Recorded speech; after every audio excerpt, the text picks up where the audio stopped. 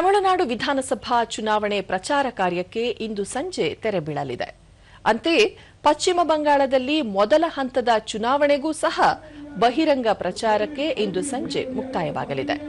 ತಮಿಳುನಾಡಿನಲ್ಲಿ ಕೊನೆಯ ಕ್ಷಣದಲ್ಲಿ ಮತದಾರರ ಮನವೊಲಿಕೆಗೆ ರಾಜಕೀಯ ಪಕ್ಷಗಳು ಕಸರತ್ತು ನಡೆಸಿವೆ.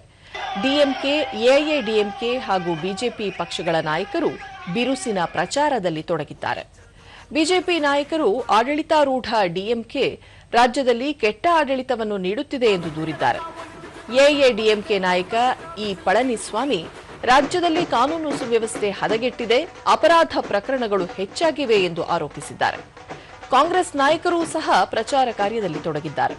ತಮಿಳುನಾಡಿನ ಎಲ್ಲ 234 ವಿಧಾನಸಭಾ ಕ್ಷೇತ್ರಗಳಿಗೆ ಒಂದೇ ಹಂತದಲ್ಲಿ ನಾಡಿದ್ದು ಮತದಾನ ನಡೆಯಲಿದೆ.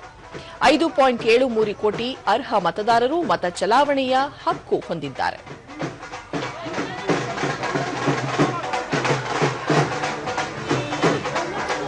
ಪಶ್ಚಿಮ ಬಂಗಾಳದಲ್ಲಿ ಗುರುವಾರ ಮೊದಲ ಹಂತದ ಚುನಾವಣೆಗೆ 16 ಜಿಲ್ಲೆಗಳ 152 ವಿಧಾನಸಭಾ ಕ್ಷೇತ್ರಗಳಲ್ಲಿ ಮತದಾನ ನಡೆಯಲಿದೆ. ವಿವಿಧ ಪಕ್ಷಗಳ ಪ್ರಮುಖ ನಾಯಕರು ಪ್ರಚಾರ ಕಾರ್ಯದಲ್ಲಿ ನಿರತರಾಗಿದ್ದಾರೆ. ಬಿಜೆಪಿ ಹಿರಿಯ ನಾಯಕ ಅಮಿತ್ ಶಾ ಇಂದು ಸಿಲಿಗುರಿಯಲ್ಲಿ ಬೃಹತ್ ರ್ಯಾಲಿಯಲ್ಲಿ ಪಾಲ್ಗೊಂಡು ಜನರ ಸಮಸ್ಯೆಗಳನ್ನು ಭಾರತೀಯ ಜನತಾ ಪಕ್ಷ ಅರ್ಥ ಮಾಡಿಕೊಳ್ಳುತ್ತದೆ, ಬಂಗಾಳದಲ್ಲಿ ಬಿಜೆಪಿ ಸರ್ಕಾರ ಅಸ್ತಿತ್ವಕ್ಕೆ ಬರಲಿದೆ ಎಂದು ಹೇಳಿದರು.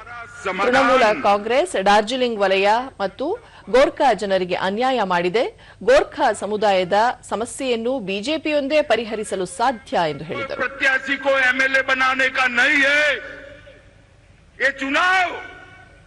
दार्जिलिंग की पहाड़ियों से लेकर गंगा सागर तक और गंगा सागर से लेकर बंगाल के कैपिटल कोलकाता तक हमारी माताओं बहनों को सुरक्षित करने का चुनाव.